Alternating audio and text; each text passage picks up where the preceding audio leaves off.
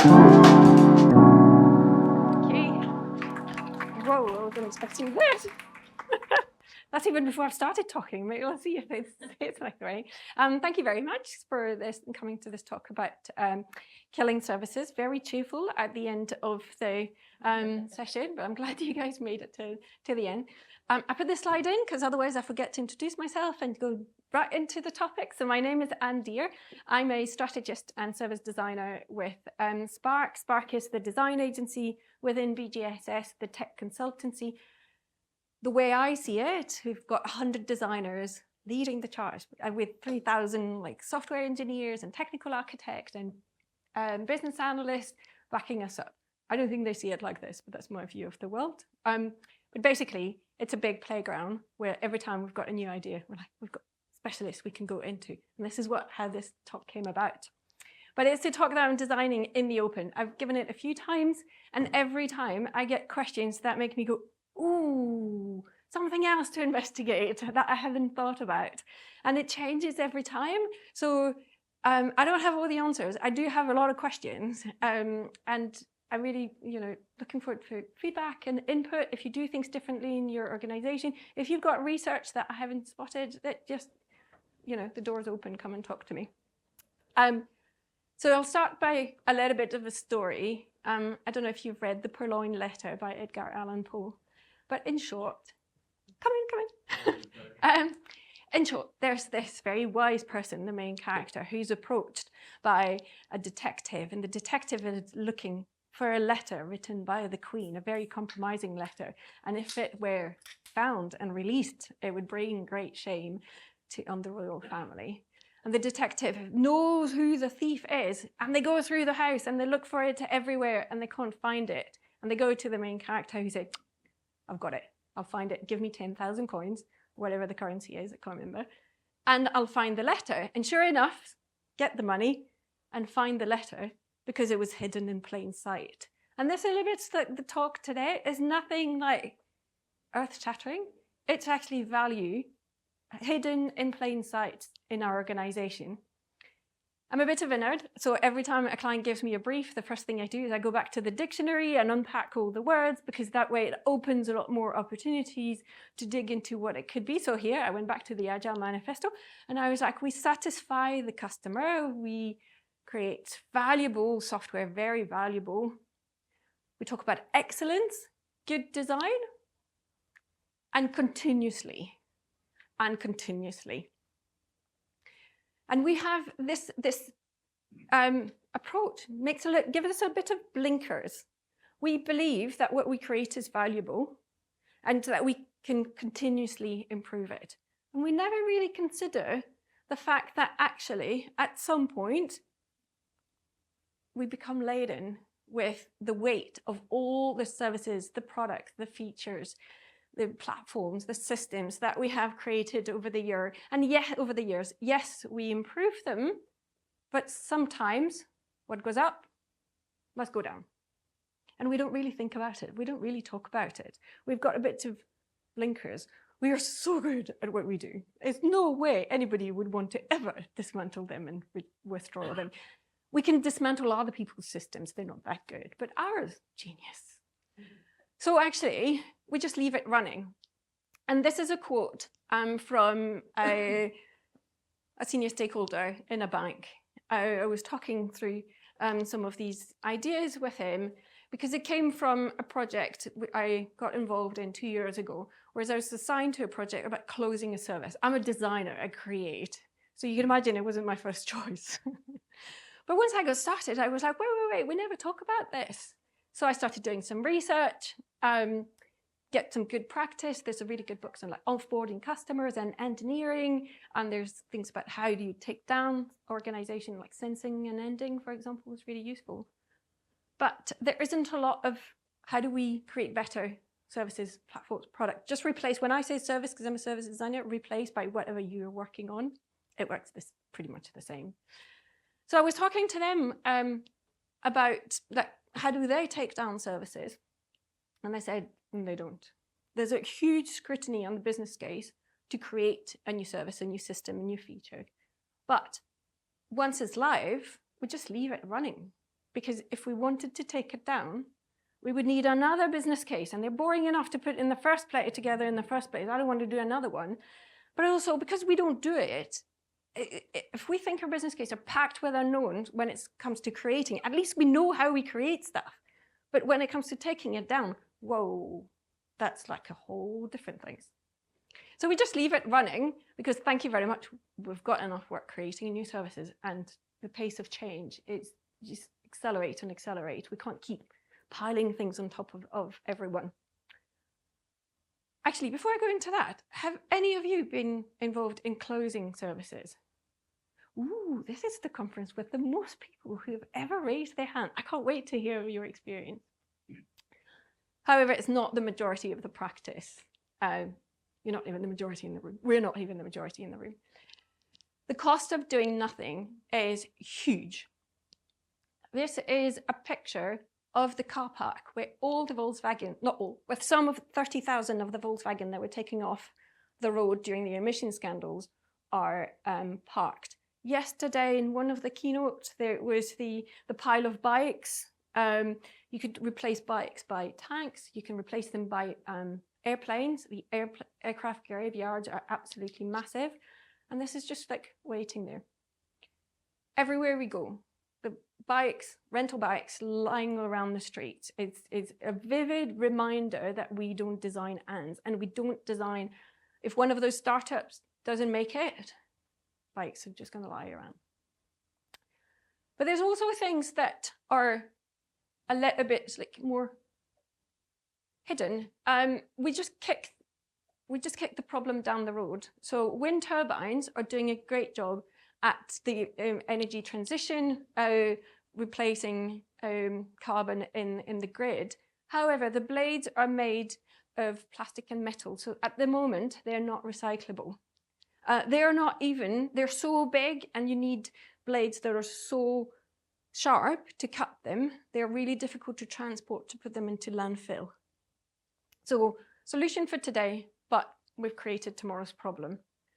There's issues with the customer experience as well. I don't know if any of you have children who were born between like 2002 and 2011, but we got £100 from the government if we opened a child trust fund, and to encourage families to save for their children. And when the kids get to 18, they can access the money.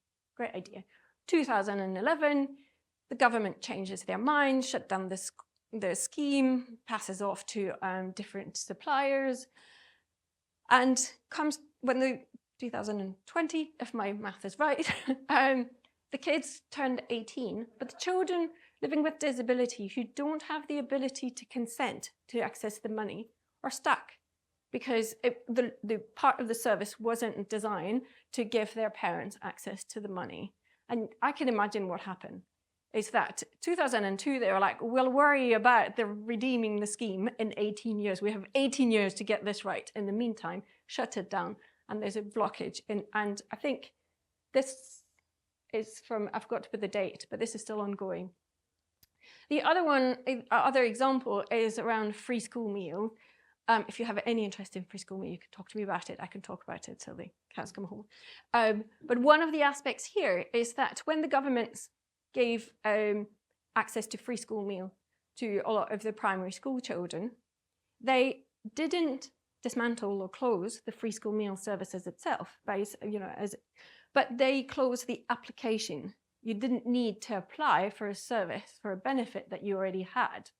Then we got into this Kafkaesque situation where school were begging parents or carers to apply for a benefit they already had, because the number of children registered for free school meal unlocked additional funding. So you took one bit out and the rest collapsed. It turns out that actually the grants are calculated on like 2011 data or something like that. So they are begging people to apply for a benefit which they already have, and the data is not even being used.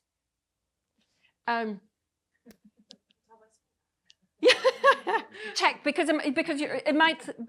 That's the research I did with some local authorities. Double check before I say, but yeah, because they might be, your county might be using it.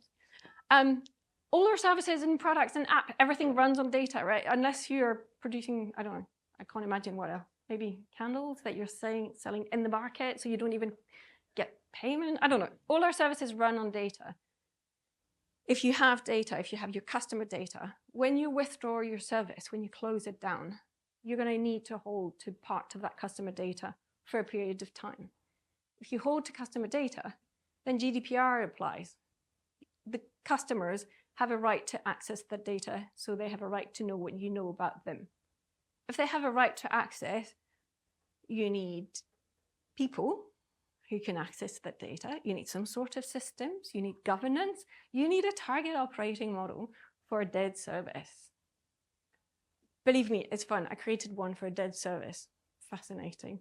But getting it wrong, I need to go and read my notes, but getting it wrong could cost £8.7 million, or 2% of your annual turnover worldwide in the preceding year. Whichever is the greater. So if you go back to the office on Monday and say, I've heard this talk about, killing services, we should talk about it. And they're like, oh, we don't have the time, we don't have the budget.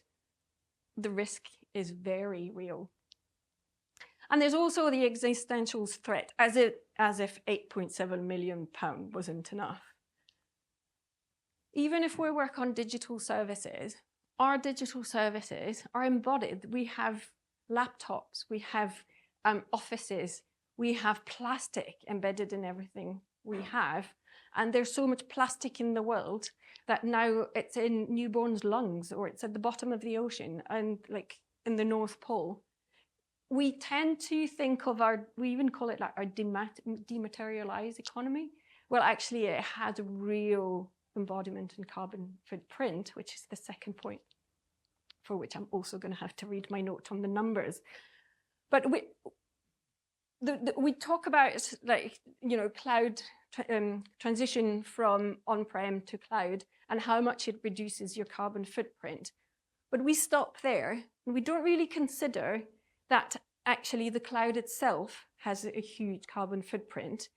And it's equivalent, it's estimated to be between 2.1 and 3.9% of global emission, which is greater than aviation.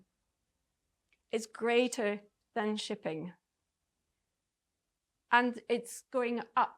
By 2040, it could be 14%.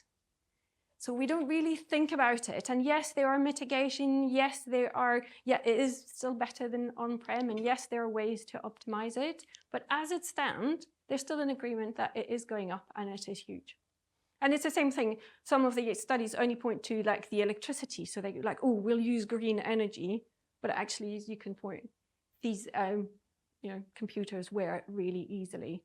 And all these figures are calculated, well, all the ones I could find, again, come to me if you've got better figures, before the uptake of generative AI and all these things where we started using new things. So I hate designing from scratch. I don't like a blank page. So first thing I did is like looking at the graveyard, because services do die, but we don't really think of it like that. And looking at what type of services die and how and in what circumstances, and have a think while I'm going through this list, like what happened to someone else? How could it happen to your organization? Some services are temporary by nature. Thankfully, we're over the worst of the pandemic as far as we know. So all the services that were created as support for self-employment, for shopping, NHS tracing apps, have all been withdrawn more or less elegantly with more or less customer information. And sometimes you need to leave one bit running, for example, maybe our vaccination certificates if you want to travel to certain areas.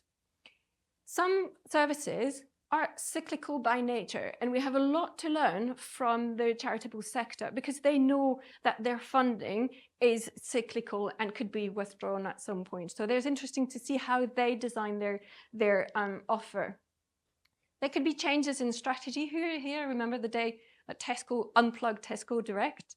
We all got up one morning, it was gone. Like you had 3 days to pick up your parcels, and then it was gone. We all thought, oh, how are we going to, shop? We're fine in the end.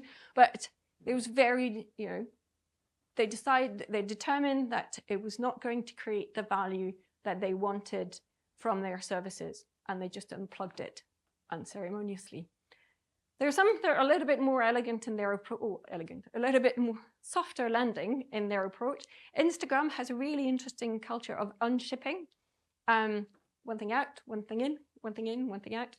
So when they moved from an e-commerce business model towards an ad-based model, they didn't just unplug the shop, because there was lots of small businesses relying on it. They just hid it under setting.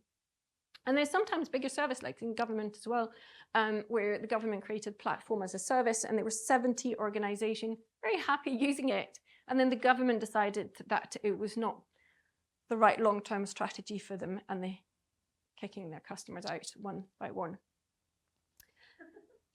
Sorry, that's me. I got pulled out for describing it a little bit too casually last time, so don't chop my head off.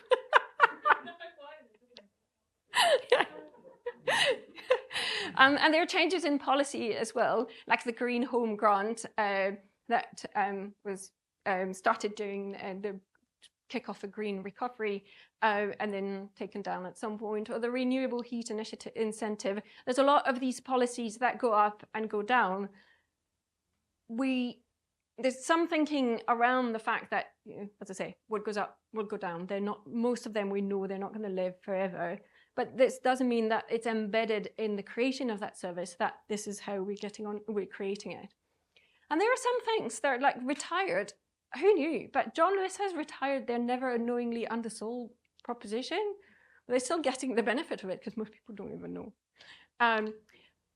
One was interested is that discontinued services, like Whipple disease, have we sorted and treated Whipple disease forever? And actually, no, when you click on it, it's like a labyrinth to find the right service or where you would be treated now.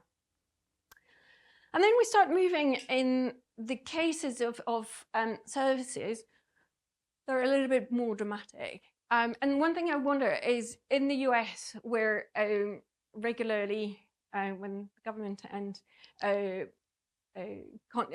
when people can't agree on the budget, the services get shut down. And does it become in the fabric of the service now that they know that they can be taken down at some point? And there's the dramatic case of the hospitals in France. I just heard the report yesterday, actually. 18 months they have been running on paper. They were hacked. They lost access to all their services, and they have been running on paper for 18 months to some degree, and they're now slightly rebuilding their IT infrastructure. How our hospital could be working on paper, it's amazing. The case of Mermaid as well, where the rate of abuse was so bad they had to close their helpline. And there are other services that we would like to suspend, but actually we can't. Like the flights that kept on running during COVID, even though they were empty, that's mad. But then when we came back and lost about a third of the routes, if you're looking at it from a sustainability perspective, great. If like me, you're cut off from one of the places where you have to go regularly, not fun at all. And also like collapses, we all discovered that our energy providers could go down. It's not something that we had necessarily thought through at some point, and when we moved again more or less elegantly to a different provider, or when Thomas Cook collapsed, leaving 150,000 people stranded abroad, the biggest repatriation since World War II. And there were processes, there were organizations designated with their own processes to deal with something like this, but it didn't quite work for that volume. And there's also the micro ants. There are 22 million unused broadband in the UK. We've designed services where it's really easy for people to switch from one broadband provider to another. And every year or every 2 years, we swap so that we can save £20. 22 million. You could fill 10 Olympic pools. -1, I returned mine a month ago, just before this talk. Please, if you've got some at home, return them as well. However, I am glad to report that some legends never die. You can still phone to find the time, pay 50p. Interestingly as well, you could print it. What are you going to do next? Like post it to yourself? Yes, so some things. So what type of endings are we talking about? So there's offboarding of customers. I've mentioned like engineering in the work of Joe McLeod, and something like the Wi-Fi broadband that we haven't quite embedded in all of our services. There's retiring an entire service, like I've mentioned. But the part I'm really interested in is, and I haven't found anything to that effect, so please, if you've got stuff, just send them my way, is we close services, we offboard customers, we close services, and we need to draw the lesson learned and say, what do we need to do better in the first place to create services that are lighter on their feet, that are more agile, that are easier to retire, they're more, when it becomes less of a big deal, and by to retire them, and less of a big deal, I mean like financially, operationally, but also emotionally. It's not easy to hear as a staff, to hear that the service that you've been working on doesn't generate enough value for the organization. And actually, it might generate a lot of value for a group of customers who will be without it. So all this is something where we can start having these conversations from day one, in the kickoff, in the brief. I'll go through them. Because it's not the end of the world. I'm not going to start singing, but you see where I'm going with this one. And I feel fine, because you can plan for the end of the road and closing the loop. So there's a few things that I've seen work in the last 2 years. The first thing is about asking about end, just like the conversation we're having today, and hopefully you'll take back to your various workplaces and staff having these conversations.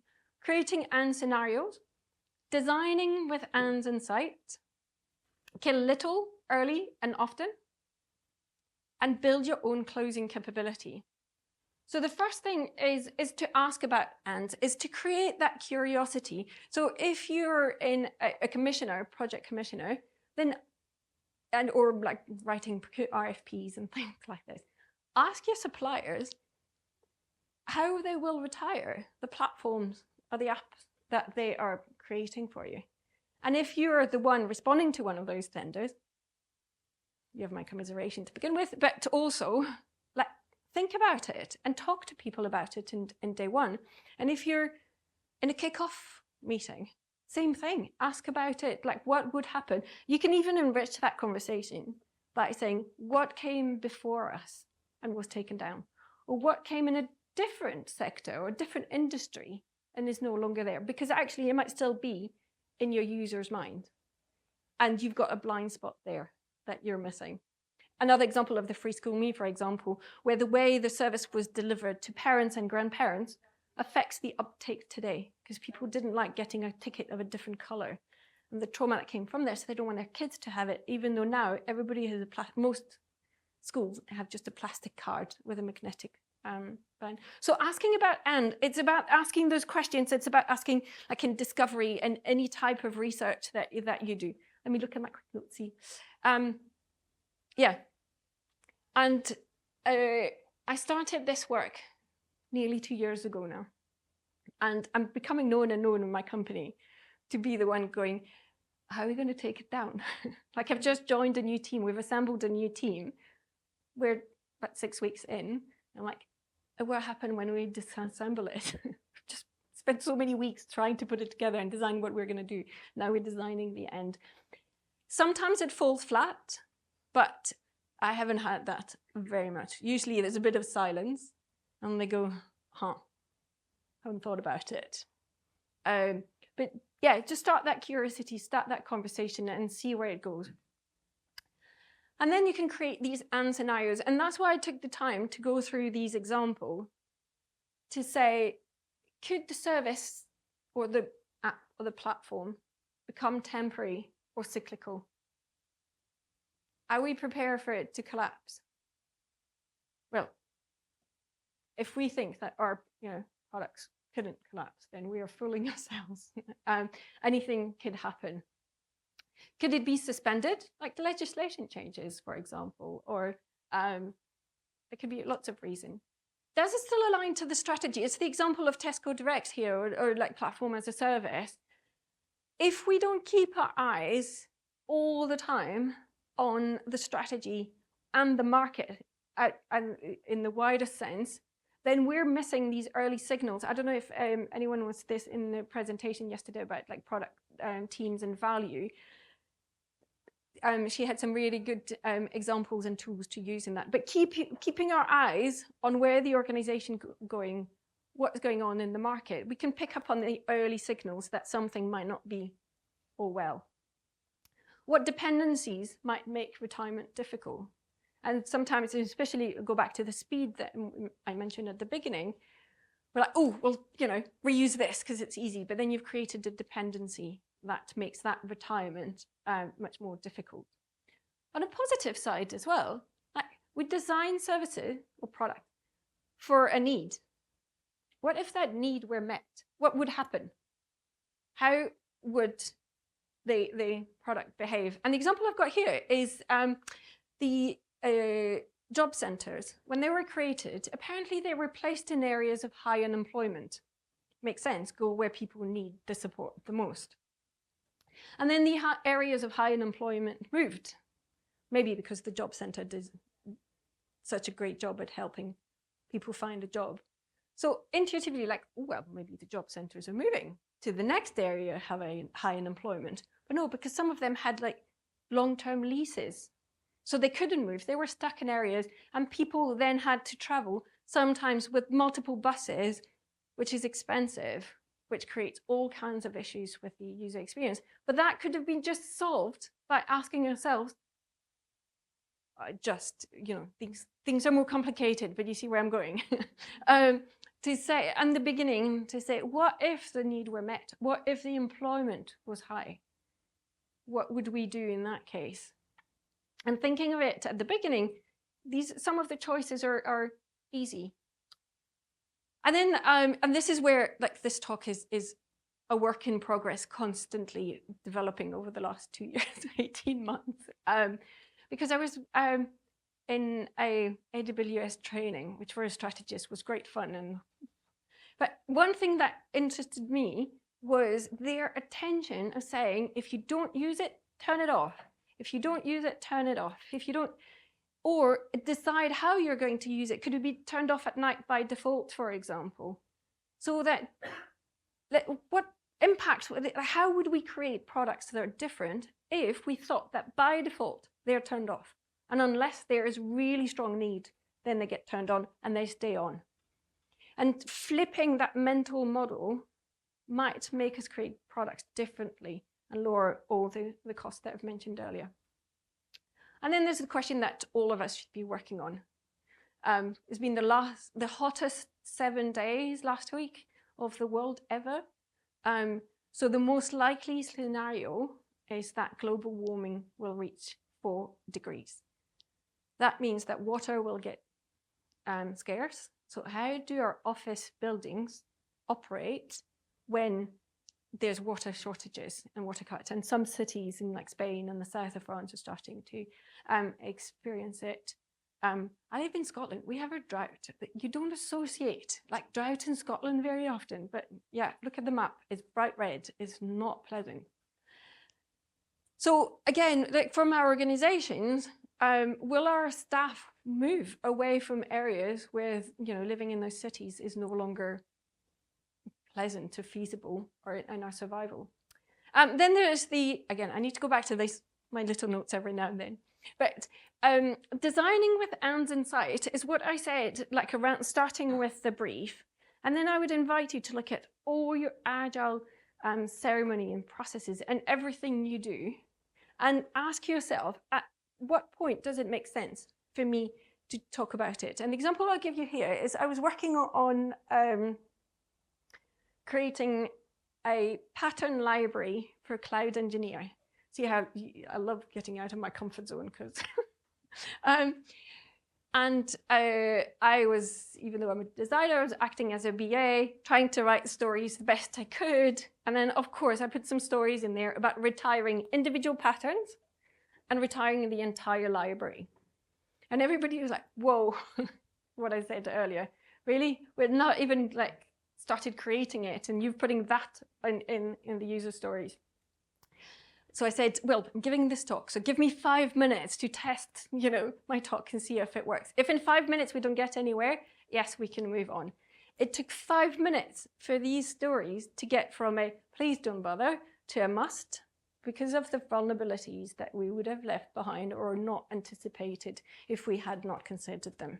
5 minutes. And these are like, again, coming back to the talk this morning around testing, they're a lot cheaper, faster to catch at a very early stage than if we had done it at the end. And this is where you can build your little killing muscles. This is the analogy that keeps on giving. But if we start practicing on killing the little things, that feature, the field, the whatever it is, the little things that are not adding as much value, we practice how do we do it.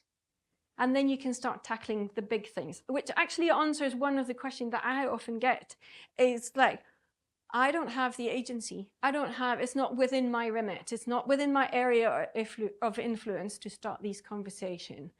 From my experience, it is. It can start at any point in the organization. Wherever you're working, whatever you're working on, you can start where you are because it can be the little things. We can have a great impact. And another example that somebody gave me from the NHS is there was a field in the patient registry screen that wasn't used, like an address field. It wasn't used.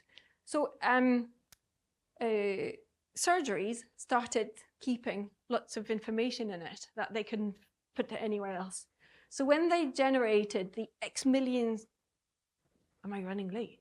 Anyway, I'll speak faster. When they were generating all the millions of letters to send us our COVID vaccination, they printed these things and they're like, oh, there's confidential information on that envelope. So in the middle of everything in the pandemic, they had to go and clean the data because we had left a field that was not used, and then people started using it, putting confidential information. And because you need to, once we start little, but eventually we need to build our closing capabilities. We need to form teams who are trained and to close services, so that when I worked on retiring quite a big service, not a single person in the team, there were like 30 of us, not a single person in the team had ever worked on retiring a service. We were all figuring it out, and the organization itself was figuring it out. So we decided to use the government Agile process, so discovery, alpha, beta, with gates in between, going to the TDA. But we would design something and then say, right, who signs this off? Who signs this off? And the organization would go, let's figure this out. Then we'd go, all right, the TDA will do it. And the TDA would get it and go, right, well, I'm going to apply the same criteria as creating something. So I was getting quizzed on accessibility. I spent 2 weeks on accessibility for a service that was going to be used by 3 people for like 3 to 6 months. We knew who they were. And I was like, yes, to the, focus on accessibility. Maybe don't start by the dead service. Some final thoughts. If you got distracted by your phone, here is the too long didn't read, and you could have saved 45 minutes. But anyway, services do die. You can start by asking about ands, and you can feed that conversation by creating the and scenarios that make sense for your organization. Monitor the business case, the strategy, the market, the early signs. Where's that information? Where is this kind of, the change coming from? And then build your practice of unshipping, killing, sunsetting, delete it, call it whatever works for your organization. But start talking about it. And in the end, we need to build our capability. Because we always talk about reduce, reuse, recycle. But actually, there is a fourth, well, there are actually 7, but I thought 4 was enough for today. There's remove whatever you can and start there. And I'll leave you with this quote of kill your darlings, even when it breaks your egocentric little scribbler's heart. Kill your darlings. Which should leave us just enough time for questions. Yeah.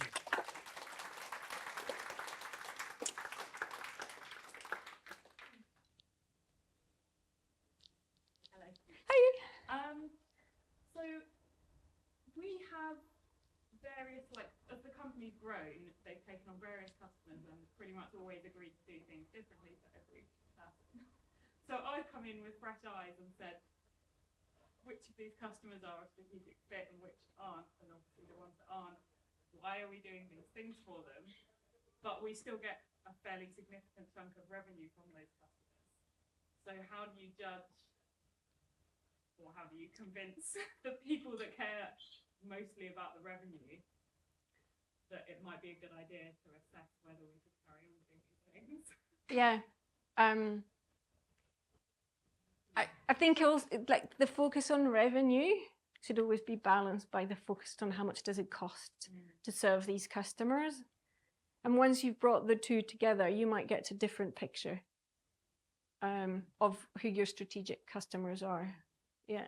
And when you look at the cost, it's not just obviously the cost to serve, but all the other things like the risks and things like this. And I was chatting to somebody who they are trying to retire one of their products, and they still have 3 customers on it. And the 3 customers don't want to move, and they're trying to convince them, and they're not moving. So you avoid getting to that situation by doing it much earlier. A little bit like Windows did of stopping the regular upgrades, and the NHS got stuck, far behind. Well, actually now they're like incremental. Yeah. Does that answer your question? Yeah. When you're turning off the service, you're not advocating just a new front end that blocks access. You're actually advocating getting rid of all of the code that sits behind it. And so my question, my question is, do you see in your teams, let's say, you're starting to advocate, do you see in your teams that they're updating those scripts or whatever it is to get rid of that old code, or are they just putting in place a strategy for blocking the front end? I think that will depend on, from what I've seen, that depends on every service. There is a significant amount, there's echo when I'm here. But anyway, there's a significant amount of research that goes into how to retire that particular service. So the one I was thinking of, they realized they couldn't move anything for various reasons. So they just left it like this, and they decided that they would leave it like this for 6 months and then totally wipe it, literally wipe it. Yeah, I think that's part of the discovery of the particular service, of how do you turn off that one to minimize, for example, the carbon footprint of the cloud, or it could be your cost, or it could be, yeah. Or security risk. Or your security risk. Yeah. The discovery work on how to close it was significant. Yeah. Possibly the same as the discovery to put it up, but I can't come up yet. Yeah. You're right. Yeah, I've got a small question around the startup scenario. So imagine that obviously a startup builds a new product, it puts it on the market. How do you introduce that type of uplift into an organization that is dependent on the actual product being successful in the market? Yeah. Because that also can be demotivating to people building the product. Therefore, my future depends on the product being successful. Yeah. Oh my God, that's such a good question. The example that somebody gave me from a startup was that they explored a new product and they prototyped it, and then they decided that it wasn't going to work. So they pivoted and did something else. And then they got the bill a few months later because they had left their cloud running and had £70,000 worth of cloud bills. So there are some significant financial saving that can happen from doing it. The other thing is, they know from the start that very few startups make it, and blocking yourself saying ours is so good that of course it will work is not really realistic, and not asking yourself the question. You're depriving yourself from a source of information to make your startup stronger in the future, because you might have some just that conversation with engineers, for example, they might have a way A and B to implement something, and they realize that A is not only easier to dismantle if the product changed tax and changes, how they deliver something, but also it might be cheaper to serve. So it'd be depriving yourself of a source of information and input and value to not ask the question. Does that answer your question? Does it convince you? Anyone else? Do we still have time? Yeah. Cool. We just wondered about, I think a lot of people building services won't be in the company by the time it's shut down. Yeah. Have you got any tips on how to persuade them to care about it? Yes, I've got a really good meme for it. I've got to include it, but I'll reshare it on LinkedIn. Apparently, Louis XIV, the French king, did this very dramatic quote of, "After me, the end of the world." Basically, he lost a battle. He was like, whatever, if I die, you can all die as well. I don't care. Which is about the same thing of like, yeah, I'm just going to create it today and I don't care. The reality is, again, because the conversation about closing services is not just about closing services, but it's creating better ones in the first place. And we all want to create better products.